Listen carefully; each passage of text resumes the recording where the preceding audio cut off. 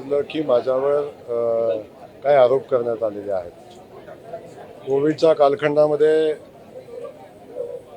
पेशंटवर उपचार करत असताना काही मृत पेशंट दाखवून जिवंत दाखवून त्याच्या संदर्भात बिलं काढले असा काहीतरी आरोप माझ्यावर करण्यात आलेला आहे। आपल्या या मीडियाच्या माध्यमातून मला समजलं। माझी या संदर्भात भूमिका क्लिअर आणि नीट आहे की पोलिसांनी याची चौकशी केली पाहिजे, याची खातरजमा झाली पाहिजे। एकाही मृत व्यक्तीला जिवंत दाखवून जर कुणी बिल काढला असेल, मग तो जयकुमार गोरे असला तरी त्याच्यावर कठोर कारवाई झाली पाहिजे। त्याच्यामध्ये कुठलीही कुणाला क्षमा होता कामा नये। मी आपल्या माध्यमातून ज्या कोणी माझ्यावर आरोप केलेले आहेत त्यांना एवढंच सांगेन की जयकुमार गोरेंनी कोविडच्या कालखंडामध्ये लोकांची सेवा करत असताना किमान 3,500 रुग्णांच्या वर उपचार केलेले आहेत। ते उपचार करत असताना अनेक सामाजिक संस्थांनी शासनाने सगळ्यांनी मिळून आम्ही कोविडच्या पेशंटवर उपचार केलेले आहेत। आणि हे उपचार करत असताना अगदी प्रतिकूल परिस्थितीमध्ये जेव्हा कोविड नवीन होता, डॉक्टर सुद्धा कोविडवर उपचार करायला तयार नव्हते, त्या कालखंडामध्ये या कोविडच्या रुग्णावर उपचार करण्यासंदर्भात सातारा जिल्ह्याचे कलेक्टर यांनी केलेल्या विनंतीनुसार हॉस्पिटल चालू झालं आणि त्या हॉस्पिटलमध्ये कोविडवर उपचार करण्याचा प्रयत्न आम्ही केला आणि शेकडो रुग्णांचा जीव वाचवण्याचं काम त्या हॉस्पिटलच्या माध्यमातून झालं। आणि याचा मला मनोभावे लोकांची सेवा केल्याचा मला मनापासूनचा आनंद आहे। या तालुक्यामध्ये ज्या पेशंटवर उपचार केले त्या पेशंट या संदर्भातली वस्तुस्थिती सांगतील। माझ्या विरोधकांना सांगणं आहे की आपल्याला राजकारण खेळण्यासाठी अनेक क्षेत्र आहेत, त्या क्षेत्रामध्ये आपण कायम माझ्यासोबत राजकारण करत आला आहात, त्याच्याबद्दल माझी कधी प्रश्न किंतु परंतु नाही। परंतु ज्या हॉस्पिटलनं लोकांची सेवा केली, शेकडो लोकांचे जीव वाचवले, अशा हॉस्पिटल अशा कामासंदर्भात अशा पद्धतीचे आरोप करणं आणि अशा पद्धतीनं 4 वर्षानंतर आता येणार दृष्टांत झालेला आहे, याच्यावर चर्चा होणं हे मला वाटतं तितकंसं संयुक्तिक नाही। तरी सुद्धा माझीच मागणी आहे, आदरणीय देवेंद्र फडणवीस साहेबांनाही मागणी करेन, मुख्यमंत्री महोदयांना मागणी करेन आणि पोलीस खात्याला मागणी करेन की आपण या संदर्भात इत्थंभूत चौकशी करावी। चौकशीमध्ये एकही मृत रुग्ण जिवंत दाखवून जर कुणी कोविड महात्मा फुले जनआरोग्य योजनेचा लाभ घेतला असेल तर त्याच्यावर कारवाई पण केली पाहिजे, कठोर कारवाई केली पाहिजे। पण हे करत असताना जर कुणी खोटे आरोप केले असतील, जर कुणी चुकीच्या पद्धतीनं कुणाला बदनाम करायचा प्रयत्न केला असेल तर त्यांच्यावरही तेवढीच कठोर कारवाई केली पाहिजे। हे या संदर्भात मी आपल्याला सांगेन।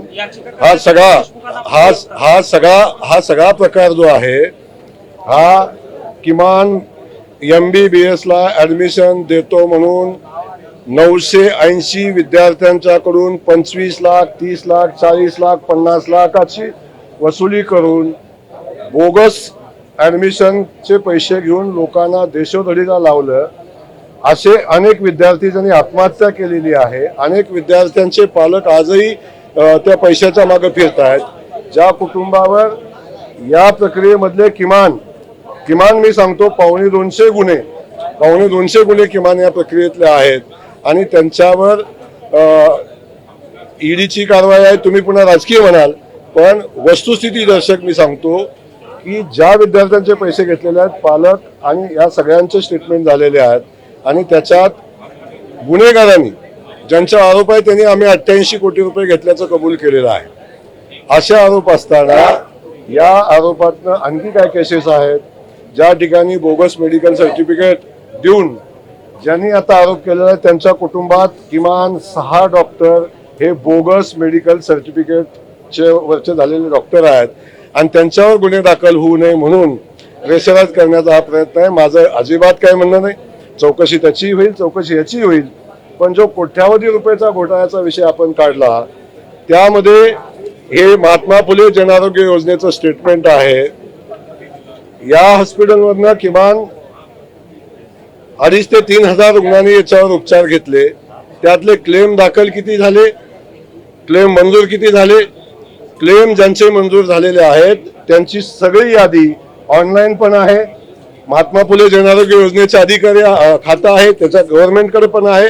शासनाने याची तातडीने चौकशी केली पाहिजे आणि जर याच्यामध्ये कुठलाही मृत पेशंट दाखवून जर कुठलं बिल काढलं असेल तर त्याच्यावर कारवाई केली पाहिजे.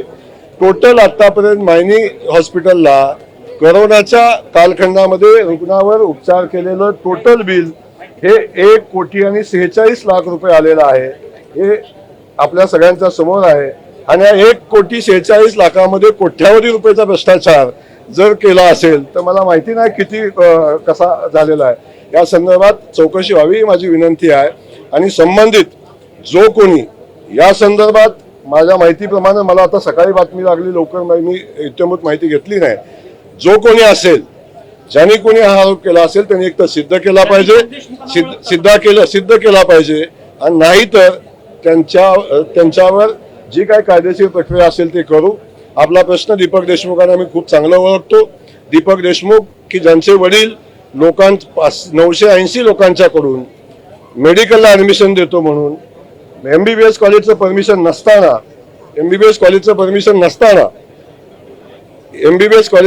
नसताना त्यांच्याकडून पैसे घेऊन ऍडमिशन देतो म्हणून जे आता जेलमध्ये आहेत ते त्यांचे चिरंजीव आहेत. याच हाऊसमध्ये मेडिकलचे विद्यार्थी किमान आझाद मैदानावर उपोषणाला बसले होते. याच हाऊसमध्ये त्याच्या संदर्भात चर्चा झाली. याच हाऊसमध्ये त्याच्यावर कारवाई करण्यासंदर्भात चर्चा झाली आणि सुप्रीम कोर्टानं बोगस ऍडमिशनच्या या केसमध्ये 20 कोटी रुपयाची पेनल्टी महाराष्ट्र सरकारला आणि पर्यायानं या मायनी मेडिकल कॉलेजला, जेव्हा माझी एंट्री तर 2020 साली झालेली आहे, त्याच्या अगोदर याच्यावर केलेली आहे. त्यामुळं कोण दीपक देशमुख आहे त्याची मला इत्यंभूत माहिती आहे.